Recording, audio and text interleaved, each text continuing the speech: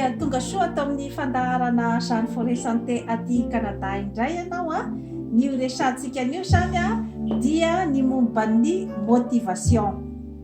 Io zany a efa teny famerimberiko matetika zany a eto amin'ny fandaharana Jean Forêt Santé fa androany zany a dia ho azavaintsika lalindalina kokoa zany a io a karazan-javatra iray io. Inona moa zany a ny atao hoe motivation? Ny motivation zany a dia ilay karazana energie na angovo izay hoentinao zany a hanatanteraka zavatra iray a mba hahatongavanao zany a amin'ny tanjona izay tianao tratrarina zany. Ka io energie na ny angovo io zany a dia zavatra ilaina amin'ny fiainantsika isanandro satria rehefa tsy misy zany a io motivation io a dia tsy afaka anao na inona sika amin'ny fiainantsika andavanandro. Eny na dia ny zavatra faran'izay bitika aza dia tsy afaka anatotosan'izany ny olombelona iray a raha ohatra ka tsy misy zany a ny atao hoe motivation ao aminy. Ka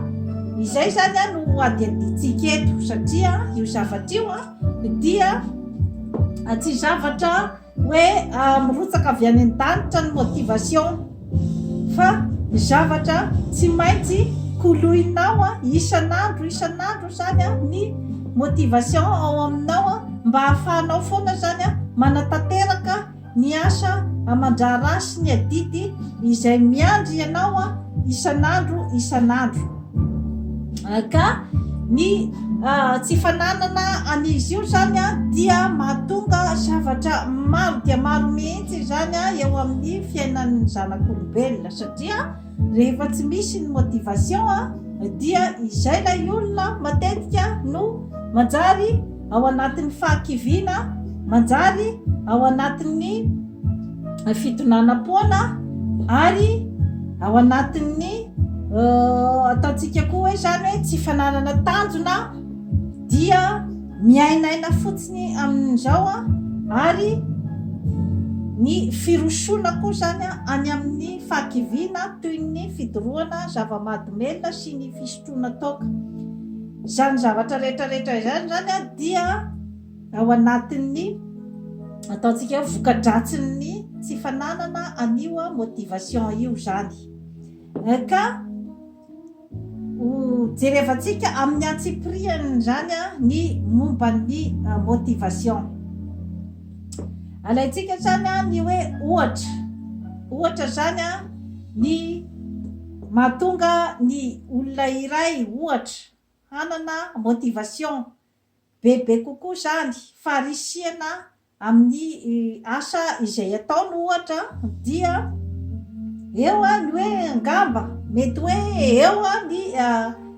karama tsara ohatra ao ampiasana dia ohatra hoe metimety ohatra ny fitondran'ny mpampiasa ao amin'ny toeram-piasana iray.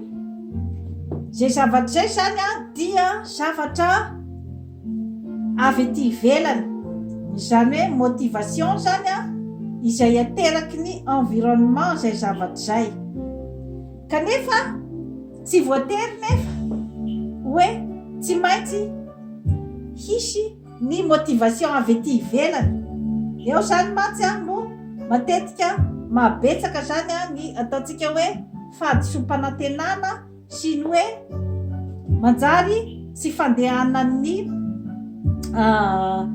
fiainana araky ny tokony ho izy zany ho an'ny olona anankiray. Miteraka blocage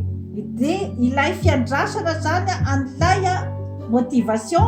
avy ety ivelany. Ny motivation avy ao anaty indray zany a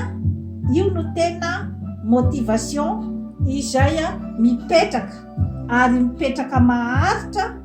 ary indrindrandrindra io zany no mahatonga ny olona iray izay ataontsika hoe zany hoe tsy mety maty ny afo ao aminy, ny afo ny fanantenana sy ny zavatra rehetra izay ataony, satria ilay motivation zany avy aminy fa tsy avy ety ivelany. Ka raisiko amin'izay ohatra amin'ny hoe resaka asa izay ohatra dia rehefa avy ao aminao ilay motivation dia sarosarotra zany ny déstabilisenanao, zany hoe ny déstabilisation avy ety ivelany. Ohatra amin'izany hoe motivation avy ao aminao zay zany dia ny hoe voalohany indrindra tianao na hiasa, tena hoe miraiki-po mihitsy zany ianao ary tena ataonao amin'ny fonao sy amin'ny fitiavanao ray manontolo zany ilay asa. Zay aloha zany dia efa manome ny motivation goavana de goavana zay eo amin'ny sehatry ny asa izay ataonao zany. Dia eo ihany koa zany ny hoe fieritreretanao ihany koa ny hoe inona no so azoko zany amin'ity asa ity. Izany hoe misy koa zany ny motivation ny amin'ny hoe amelomako ny vady aman-janako ity asa ataoko ity. Zany hoe manana zany ianao intérêt anao azy tsara satria zavatra entinao amelomanao ny vady aman-janakao, ary dia ao anatin'ny sainao koa zany ny hoe amalifaly koa zany ny vady aman-janakao, ary mba nanany zanakao avenira tsaratsara, mba hapetipety ny fiainanareo ao atokantrano. Izay zany efa ao anatin'ilay motivation koa zay. Ka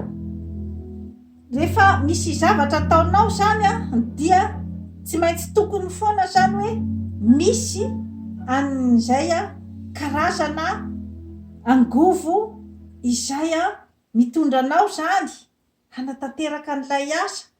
satria rehefa tsy misy izay motivation zay dia inona moa zany no ataonao mandeha miasa? Tsy hitako hoe inona no tsy manana intérêt anao zany ny andeha hiasa raha ohatra ka tsy mipetraka izay hoe fitiavanao ny asanao sy hoe inona ny but, inona ny tanjonao amin'ny fanaovanao an'ilay asa. Donc tsy maintsy tokony mipetrapetraka tsara zany izay zavatra rehetrarehetra izay. Vao zay ianao vao tena ho ampy tsara ny motivation anao ny amin'ny hoe mifovo maraina ianao dia andeha hiasa. Misy kokoa zany ny vokatra ao amin'ilay orinasa ary ny vokatra ho anao ihany koa, satria miteraka fafinaretana ho anao, miteraka fahasambarana ho anao zany zavatra izany rehefa mipetrapetraka tsara zany fantatrao tsara zany ny antony anaovanao an'ilay asa. Zay zany ataontsika hoe ao anatin'ny aspect izay azontsika lazaina zany hoe aspect fondamental ny amin'ny hoe fanananao ny motivation. Misy koa nefany ny mety ho toe-javatra hoe asa zany tsy de tena tianao, kanefa io zany no asa izay misy hitanao hoe amelomanao ny vady aman-janakao. Amin'izao fotoana zao zany dia io zany aloha no asa ahafahanao mamelona ny vady aman-janakao. Ka amin'izay fotoana zay indray zany dia mila ezaka bebe kokoa zany ny ahafahanao manana an'ilay motivation, satria raha ohatra manana ny tanjona mipetrapetraka tsara ianao no hoe amelomako ny vady aman-janako ity asa ity satria zaho tsy mahita asa hafa fomba ny fiainana zany, dia voatery ianao zany ny hoe miditra manao an'io asa io. Nefa asa zany izay tena hoe tsy tamin'ny zavatra nianaranao ary zavatra tsy nieritreretinao mihitsy atao amin'ny fiainana, fa hoe io zany aloha ny misy amin'izay fotoana zay zany dia tsy maintsy foana ianao zany mamboatra ny sainao, zany hoe mamboatra ilay motivation ao aminao zany. Dia amin'izay fotoana zay indray zany a ny motivation apetraka ao dia ny hoe ity zany a no amelomako ny vady aman-janako, natao ara hoe tsy tsara ny ambiance ao ampiasana, natao ara hoe mafy lay asa kanefa io ihany ny asa misy. Dia amin'izay fotoana zay a zany a ny atidohanao a dia tsy maintsy mamboatra ny motivation ahafahanao a zany a manatanteraka ilay asa. Dia inona ilay motivation tsy maintsy amboarinao? Dia ny hoe tsy maintsy jerevanao a amin'ny lafiny pozitifa zany a io asa io. Ohatra angamba hoe raha ohatra ianao zany ataontsika hoe zany hoe voatonga aty amin'ny tany vaventy zany a, mbola vo ny s'installe ianao zany a, dia mbola tsy nahita ny asa amin'ny diplômanao ohatra, dia nefa tsy maintsy mamelona vady aman-janaka. Dia ohatra hoe ny zavatra tsy maintsy ataonao zao ohatra dia ny hoe manao serveuse ao amina restaurant ohatra, zavatra tsy nianaranao mihitsy zany zavatra zany a, ary zavatra tsy atao anatin'ny eritreritrao mihitsy hoe io aloha ny misy. Amin'izay fotoana zay zany a ny tokony hoe anetananao an'ilay motivation zany a dia eo amin'ny resaka ohatra hoe curiosité. Zany hoe manana curiosité anao zany mba tokony hoe ahafantatra ny ataontsika hoe zany tontolon'ny fandraharahana eo amin'ny resaka restauration izany. Zay zany a no hitondranao a ny motivation anao. Dia amin'izay fotoana zay ianao zany a dia mipetraka ao amin'ny ataontsika hoe zany hoe ny toeran'ny serveuse, nefa zavatra mbola tsy nianaranao tamin'ny fiainana zany, ary zavatra tsy nieritreretinao atao. Ka amin'izay fotoana zay ianao zany a dia izay le atao mianatra ny fiainana, ny hoe inona no tanjoko zany a mimotive ahy ato amin'ity fanaovako an'ity asa ity. Dia eo zany a ny hoe mahay mipetraka amin'ny plasin'ny client ianao, ny hoe rehefa tonga ao amin'ny restaurant client dia manantena ny mba ho tsara fandraisana, manantena ny hihinana zavatra matsiro ary zavatra manaitaitra ny fitiavana hihinana ilay zavatra atolotra ao eo. Zany rehetrarehetra zany a dia tsy maintsy tokony zany hoe anananao zany izay zavatra zay a amin'ny fotoana izay iasanao ao. Dia ny fahaizana koa zany a ny hoe ahoana izany hoe tontolon'ny fandraharahana amin'ny lafiny ohatran'izay zany, ary ny amin'ny lafiny tsara ny tokony andraisanao azy a hoe akanao expérience amin'ny fiainana, ny hoe fahafantaranao zany a an'io tontolo io. Zay zany a no tokony hoe motivation ambolenao ao aminao zany. Raha ohatra ka hoe voatery ianao zany, voatery ianao manao an'io asa io, nefa asa izay a tsy nieritreretinao a, ary asa izay a tsy tao anatin'ny programam-piainanao, ary azo lazaina hoe asa tsy tianao mihitsy tamin'ny voalohany zany, kanefa noho ny hoe voatery ianao zany a dia tsy maintsy mamboly an'izay motivation izay.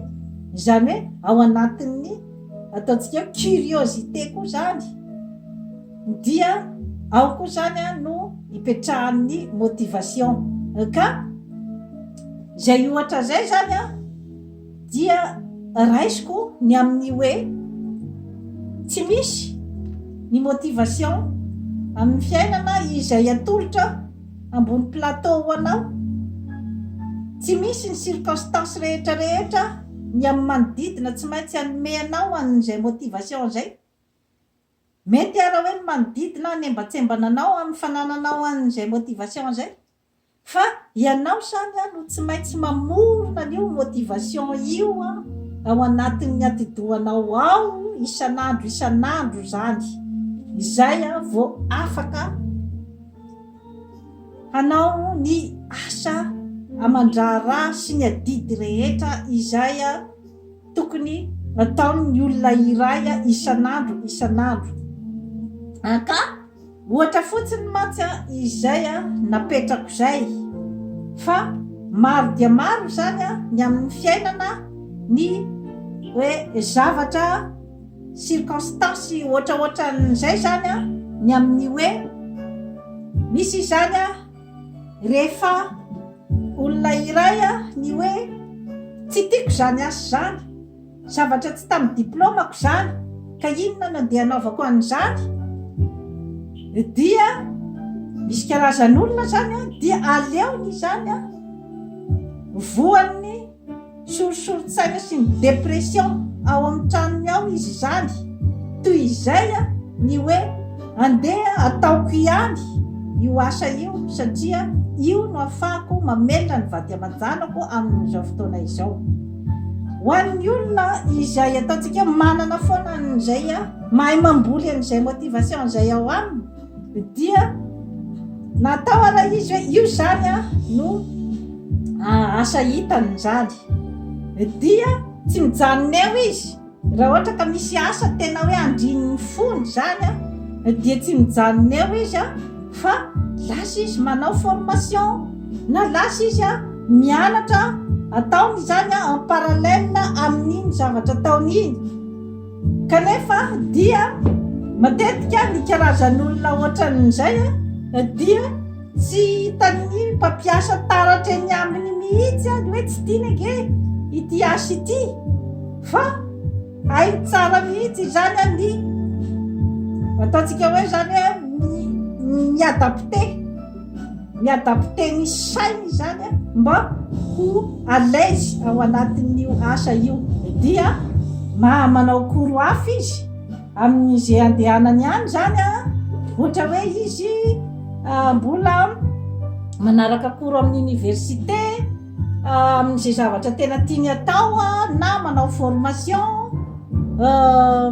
amin'izay zavatra hoe asa tena tiany atao zany en même temps,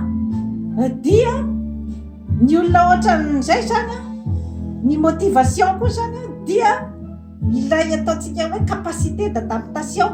izany hoe ilay olona zany mahay foana izy zany misy adapta amin'ny zavatra zay misy eo, fa tsy hoe ilay hoe manofinofy hoe zao ny zavatra tiako zany dia za zany na tsy hinana ny vady aman-janako na tsy hisy vola hiditra ato amiko dia za tsy mahavita manao an'izany karazana asa zany. Eo mantsy zany no tiako ho tenenina amintsika rehetra zany ny amin'ny hoe resaka motivation, ka io dia zavatra ambolena isan'andro ary dia tsy maintsy foana kojaina zany amin'ny alalan'ny fikojanao ny fahasalaman'ny vatana, ny saina ary ny fanahy izay efa naverimberiko eto foana, dia ny fihinanana ny sakafo ara-pahasalamana, ny fanaovana ny fanatanjahantena ary dia ny fampitoniana ny saina. Io zany dia naiza toerana misy ianao, naiza ninona circonstance mitranga, dia tsy tokony zany raha te-hanana ny atao hoe motivation amin'ny fiainana zany ianao dia tsy maintsy foana zany mikoja an'ireo telo ireo. Ary raisiko ohatra ny amin'ny resaka hoe fanambadiana zany ny fifandraisan'ny mpivady, io zavatra io koa dia mila motivation ihany koa, ny zavatra rehetrarehetra zay ataontsika dia mila motivation daholo. Tsy misy akory ny fifankatiavana izay mirotsaka avy any an-danitra ka hoe de ny mpifankaty anankiroa zany dia tsy manao effort, tsy manao inon'inona, dia hoe io fifankatiavana io zany dia hijanona fotsiny amin'izao eo zany, tsy atopoko, tsy maintsy foana ny misy an'izay hoe ezaka avy amin'ny roatota izay, amin'ny mpifankaty roatota na ho sahala amin'ny tarehin'anjery ny mpivady anankiroa samy ohatrin'ny bikana stara ny mpivady anankiroa, raha tsy misy ny ezaka amin'ny rotota ny hoe hijanonana izay fifankatiavana izay ary ny hikojana an'izay fifankatiavana zay dia tsy hipetraka zany zavatra zany, satria raha ohatra ka resaka ranofo fotsiny ohatra no mifampisintoman'ny olona anankiroa nefa tsy misy ny fikojana, ny fifandraisana, ny amin'ny ara-panasy, ny amin'ny ara-tsaina, ny fifanajana, dia ny fanaovana ny ezaka hatrany ny amin'ny hoe fifampisintomana séduction, ny andaniny sy ny ankilany samy manao effort ny amin'ny hoe hafantatra hoe inona no zavatra mba tadiavin'ity olona miaraka amiko ty, inona ny zavatra mba mety mahafaly azy, ny resaka surprise, ny resaka ny hoe fifandraisana na amin'ny aranofo zany na amin'ny ara-panahy na amin'ny ara-tsaina, zany zavatra rehetrarehetra izany dia mila koloina daholo, koloina ao anatin'ny ataontsika hoe créativité, ny fahaizan'ny couple zany ny mpifankaty zany manavao foana ny fomba fifandraisana mba samy hanana ny ataontsika hoe zany fahafinaretana ny rotota ao amin'ilay fifandraisana. Zany rehetrarehetra zany dia na ny fifandraisanao amin'ny zanakao dia tsy maintsy misy ny motivation entinao hifandray aminy, dia ny fahafinaretana ny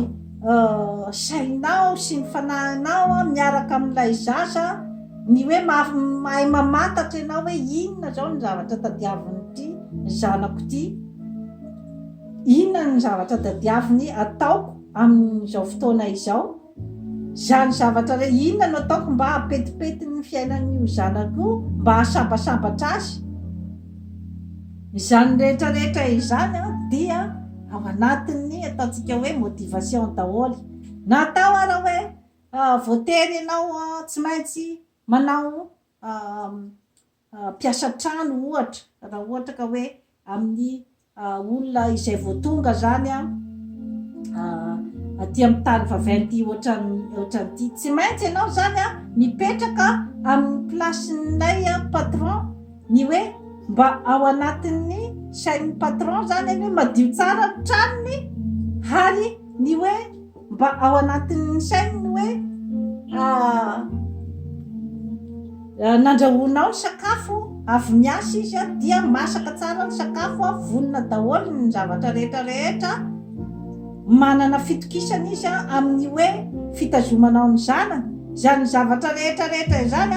ny motivation koa zany dia ao anatiny ihany koa zany ny hoe fahatakaranao zany, fahatakaranao ny zavatra izay mety mba hafaly ny olona manodidina anao zany, tafiditra ao anatiny koa zay zavatra zay. Ka telo zany ny zavatra mitondra ny motivation, dia ny tenanao aloha hoe inona zany no zavatra mahafinaritra amin'ity zavatra ataoko ty, ary inona ny tombontsoa azoko amin'ny fanaovako an'ity zavatra iray ity. Dia faharoa manarakaraka an'izay dia ny hoe inona zany a no hoe zavatra environnement, inona koa zany a ny motivation omeny ny olona manodidina sy ny environnement amin'ity zavatra ataoko ity. Amin'izay fotoana zay ianao no hoe mety manana choix hoe rehefa tsy tianao ilay environnement dia amin'izay ianao no mitady any akafa, dia ny hoe iza koa zany ny olona izay anaovako an'ity zavatra ataoko ity, ka mifamafao eo daholo zany ny zavatra rehetrarehetra zany ny amin'ny hoe fananana ny motivation, satria rehefa tsy misy ny motivation ifoa vao maraina ianao dia tsy mahafantatra marina ny hoe aiza inona sy inona daholo ny zavatra ataoko mandritry ny andro ray manontolo, dia zay ilay hoe mandehandeha foana tsisy tandrona tsy misy inona, dia rehefa mandehandeha foana tsisy tandrona tsy misy inona dia izay ilay mivarilavo any amin'ny fisotrotoka any amin'ny fidorohana zava-mahadomelina, satria ao koa zany misy ihany koa ny formana motivation koa zany ao anatin'ireo zavatra ireo. Zany hoe rehefa zany ianao tsy manana an'ilay motivation tantaraiko teo, motivation zay mipetrapetraka tsara ao aminao zany, zay tsy maintsy koloinao isan'andro motivation maharitra ary fiable zany rehefa tsy manana an'izay ao aminao anao zany dia haka zavatra hafa zany ianao, hakanao an'ilay motivation. Marina tokoa fa rehefa misotrosotro kely tokoa zany aloha dia lasa sambatsambatra ianao zany manao zavatra lasa falifaly, raha mifopoka kely dia iny zany no mety mahafalifaly ianao manao zavatra manome motivation anao angamba amin'ny asa sy ny zavatra ataonao. Rehefa lany koa nefa ny doziny iny dia miverina indray koa zany ianao hoe tsy manana motivation, tsy manana tanjona, tsy manana ninina, dia amin'izay fotoana izay zany ianao dia izay ilay hoe mandray ny ataontsika hoe zany fiakinan-doha zany, ka zava-doza dia zava-doza ny fiakinan-doha, satria raha ohatra ianao zany ka mandray zava-mahadomelina, izay zany no anananao motivation, dia rehefa lany ny doziny iny dia manampy dozy hafa koa ianao. Nefa rehefa zatra zany ianao dia tsy maintsy ampiakarina nefa ny doziny iny vao zay vao afaka hanome ny effet tadiavinao, dia miakatra ny dozy dia izay ilay hoe ny hafarany dia manimba ny atidoha, manimba ny vatana ary manimba ihany koa ny fahasalamanao. Ka izay zavatra zay zany no mila jerena akaiky. Eo ihany koa ny mety misy koa ny manana ny motivation amin'ny ataontsika koa zany hoe firaisana ranofo ohatra, izay diso tafahoatra loatra amin'ny tsy tokony hipetrahany zany, ka izay zany no lasa hoe mandany energie betsaka zany ianao amin'ilay zavatra hoe. Ary matetika rehefa hoe olona zany no manana an'izay hoe karazana fiakinan-doha amin'ny firaisana ranofo zay dia zay izy matetika no lay mitady partenaire maro eran'io zany hoentiny ananany motivation, ary dia ndraindray dia lasa misy karazana obsession zany, karazana obsession avy any amin'le olona, dia mety tsy avitan'ny asany araky ny tokony ho izy tsony zany zavatra rehetrarehetra izany, fa andeha izy anenjika an'izay karazana fafinaretana zay amin'ny eraky ny toerana rehetrarehetra, dia mety manembatsembana ihany koa ny asany. Eo ihany koa ny motivation koa mety hoe amin'ny filokana ohatra, dia rehefa zay koa no mampisy ny motivation ny olona anankiray koa ny amin'ny filokana, dia tsy hitany intsony hoe mandeha ke ty vola ty, dia ny afarany dia efa bankrofta efa fahity vozay vo hoe ahoana ary izy ty ka ohatran'izay zany ny fandehan'ny motivation isan'andro ny zavatra rehetra zay ataotsika dia miakina betsaka amin'io motivation io fa ny tena zava-dehibe zany dia ny fahafantaranao mazava ny hoe inona zany ilay tena objectif anao ka tsy io koa zany io fahatratrarana ny objectif io koa tsy voatery atolotra anao ambony plateau daholy ny atratraranao ny objectif anao fa ianao no tsy maintsy